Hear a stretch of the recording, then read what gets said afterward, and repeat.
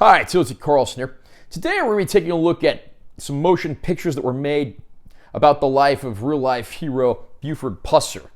What we're looking at today is the Walking Tall trilogy from Shout Factory. I'm going to unbox this release and I will share my opinions. Nice close-up there of our actors that portray Buford Pusser in these films. There's our spine. There are 3 movies in this set. There's our back cover. Inside the package, we get a booklet. Got pictures of some of the posters for the film on the back there. And then you get some, production info, additional shots of posters and things inside the booklet. The package is split into 2 discs. Disc 1 features the original film Walking Tall, as well as its sequel, Part 2 Walking Tall. There's also a 30-minute long documentary on here as a bonus feature, as well as some trailers and TV spots. The second disc includes the third and last film, Final Chapter Walking Tall, which also includes a vintage featurette, plus, again, some additional photos, trailers, and TV spots.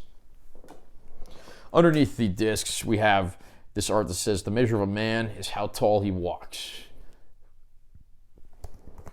The real-life story of legendary Tennessee lawman Buford Pusser. All 3 titles in new anamorphic widescreen film transfers, plus all new special features.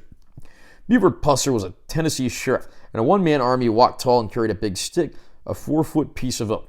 The story begins with the critical box office smash hit film Walking Tall, starring Jodan Baker as Buford Pusser, the fed-up lawman who fought a tremendous uphill battle to clean up his hometown. Based on a true story, these 3 classic films, the first starring Baker, then featuring Bo Svenson for the 2 sequels, have captured Pusser's legacy as the man who showed America what Walking Tall is all about. The Walking Tall trilogy is a testament to the legendary sheriff who decided it was time for payback and became one of the most popular movie heroes of all time. Buford Pusser was certainly a great American hero. For many years, he was out on the road as a wrestler, but decided to move back to his hometown so that his wife and kids would have a little more stability in their lives. It wasn't long before he saw that his hometown was overrun with gambling, bars, illegal alcohol, prostitution, and he decided to step up and do something about it, running for sheriff and using the power of the office to fight back against the oppressors, often dealing with plenty of obstacles along the way on both sides of the law. And over time, we see this in the film. What he does, of course, wins him the respect of his townspeople, but at great personal sacrifice.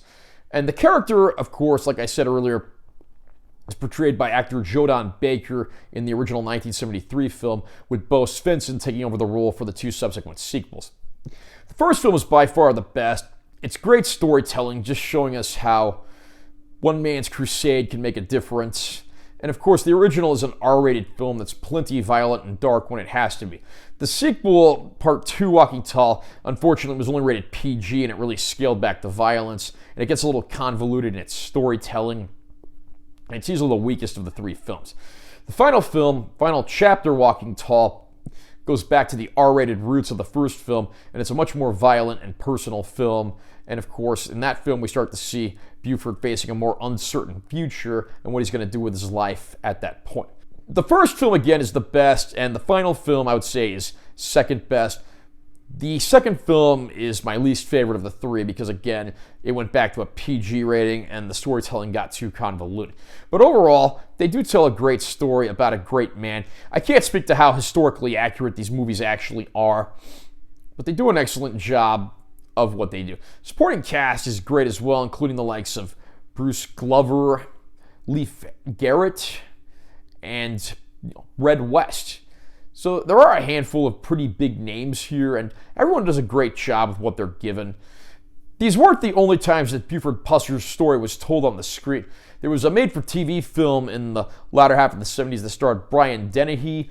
There was a short-lived TV series in the early 80s in which Bo Svenson reprised the role. And there was also a remake that came out in 2004 that starred Dwayne "The Rock" Johnson and Johnny Knoxville, as well as some subsequent direct-to-video films that starred Kevin Sorbo, the guy that played Hercules on TV.